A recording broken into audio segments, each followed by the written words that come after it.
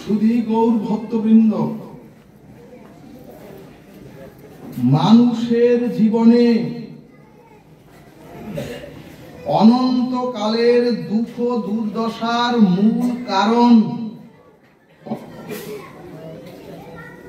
ভগবত ভজন না করা। অর্থাৎ সুধীজন, ভগবত ভজন না করাই হলো জীবের সর্ব দুঃখ আর সর্ব অকল্যাণের মূল কারণ। এখানে শ্রীমদ্ ভাগবত বললেন, ওগো দুর্লভ মনুষ্য জনমে, ওগো বিচার বিবেক পেয়ে, ওগো তোমরা এই তুলসী, তোমরা এই গঙ্গা, তোমরা এই শ্রীধাম বৃন্দাবনের মতো এই পদার্থ পেয়েও, এমনকি যারা এই সাধুগুরু বৈষ্ণবের চরণ ধুলি পেয়ে, সম্পদ পেয়ে, প্রাপ্ত হয়েও যদি যারা ভগবত ভজন করেন না, তখন শ্রীমদ্ ভগবত গীতায় শ্রী ভগবান অনেক কষ্টে অভিমান করে বললেন, এরা হচ্ছে দুষ্কৃতকারী মুরা। অর্থাৎ গোবিন্দ অনেক কষ্টে এই কথাটি গীতায় উচ্চারণ করলেন, নমাং দুষ্কৃত মুরা। এরপরে শ্রীমদ্ ভাগবত বললেন, জীব যার জন্য ভগবত ভজন করে না, সেটা হলো জীব তার শরীর এবং শরীরের ভোগ আসক্তি আর মায়ার কারণে। এরপরে শ্রী শ্রী চৈতন্য চরিতামৃত দৃষ্টান্তে বললেন, সুধীজন অরুণাভ অথবা মাকড়সা দেখবেন, ওই মাকড়সা তার গালের লালা দিয়ে পৃথিবীর সর্বশ্রেষ্ঠ শিল্পের মতো একটা জাল বিস্তার করে। অথচ ওই যে মাকড়সা তার লালা দিয়ে শিল্পের মতো যে জাল বিস্তার করে, এই অনন্ত পৃথিবীর কোন মানুষ ওই জাল তৈরি করতে পারে না, অত নিখুঁত ভাবে। এবং ওই জালি মাকড়সা প্রভু সেজে, আমাদের মতো প্রভু সেজে রাজত্ব করে সুখে শান্তিতে থেকে ওই মাকড়সা সুখ ভোগ আয়েশ করবে বলে ওই জালের মধ্যেই তার পুত্র, কন্যা আর আত্মীয় স্বজন নিয়ে আনন্দে বাস করে।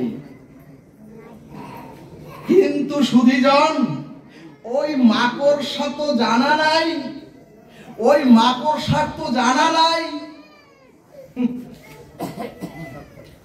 যে সুখের জাল ওই মাকড়সা বিস্তার করেছেন, অথবা যে সুখের জাল ওই মাকড়সা অনেক কষ্টে গড়েছেন, মাকড়সার জানা নাই ওই জালের মধ্যেই একদিন ওই মাকড়সাকে পড়ে মরে থাকতে হবে। আরো মাকড়সার জানা নাই, আরো মাকড়সার জানা নাই। ঠিক তেমনি আমাদেরও জানা নাই। আমরাও ভোগ বিলাস, সুখ আয়েশ, রূপ যৌবন, আত্মীয় স্বজনের একটি মোহের জাল আমরাও সংসারে বুনেছি। কারণ কেন বুনেছি আমরা? বড় সুখে, বড় আনন্দে আর ভোগ বিলাস করব বলে। এখানে ভাগবত বললেন আমরাও ভগবানকে ভুলে, ওগো আমরাও মোহ মায়ার জালে আটকিয়ে পতিত স্খলিত হয়ে পড়ি ওই মাকড়সার মতো। এখানে শাস্ত্র বললেন ওগো শুধু পতিত স্খলিত নয়, ওগো আমরা যে শুধু এ সংসারে পতিত স্খলিত হই তা নয়, ওই মাকড়সার মৃত্যুর পরে ওই মাকড়সার দেহের মধ্যে যতটুকু পদার্থ থাকে ওই পদার্থগুলিও শূন্য হয়ে যায়। কারণ কি সুধীজন? ওই মাকড়সা যাদের জন্য ওই সুখের জাল বুনেছিলেন, তার সন্তান, তার পুত্র কন্যা আত্মীয় স্বজন, ওই পুত্র কন্যা আত্মীয় স্বজন ওই মাকড়সার মধ্যে সমস্ত পদার্থটুকু ওরা খেয়ে ফেলে। ঠিক তদ্রূপ আমরাও যাদের জন্য ভগবানকে ভুলে শুধু সংসার করে, শুধু দেহ ভোগ করেই যদি এই সংসারে থেকে চলে যান,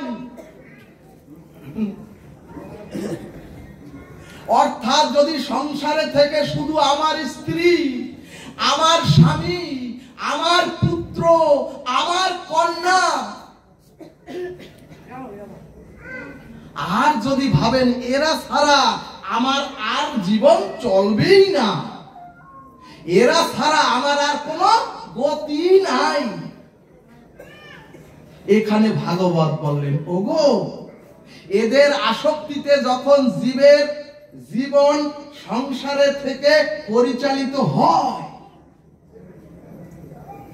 তখন ওরাই, ওই যে স্ত্রী পুত্র আত্মীয় স্বজন,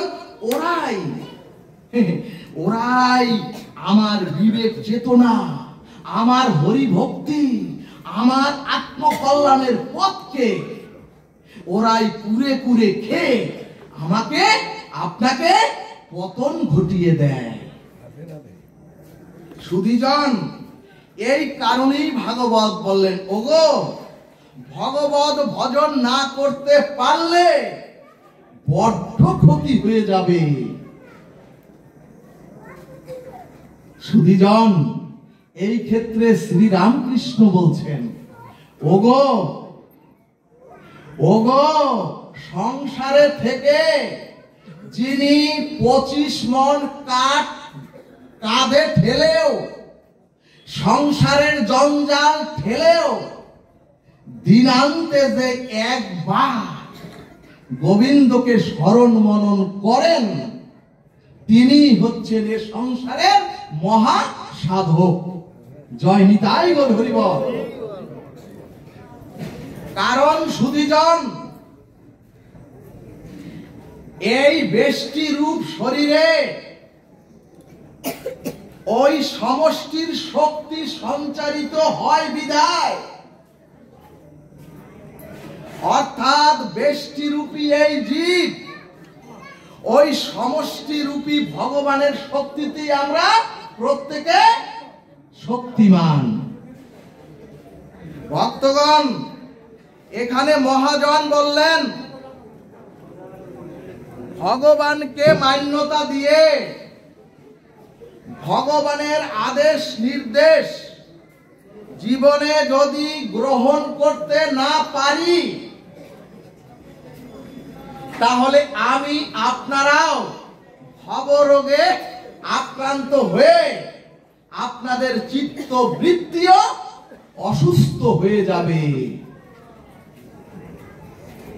ভাগবত দৃষ্টান্তে বললেন ওগো আমাদের এই দেহটাই হচ্ছে আমাদের দেহের অংশী, এবং এই দেহ অংশীর এই হাতটা হচ্ছে দেহ অংশীর এই হাতটা হচ্ছে অংশ। এখন যদি দেহ বলে হে অংশী হাত, তোমার হাতটি উচ্চারণ, তোমার হাতটি উত্তোলন করো, আর যদি দেহের এই অংশীর নির্দেশ এই হাতটি পালন না করে, তাহলে এই হাতটি অসুস্থ, অর্থাৎ এই হাতটি প্যারালাইজড হয়ে গেছে। তাহলে এই হাতটি অচল হয়ে গেছে।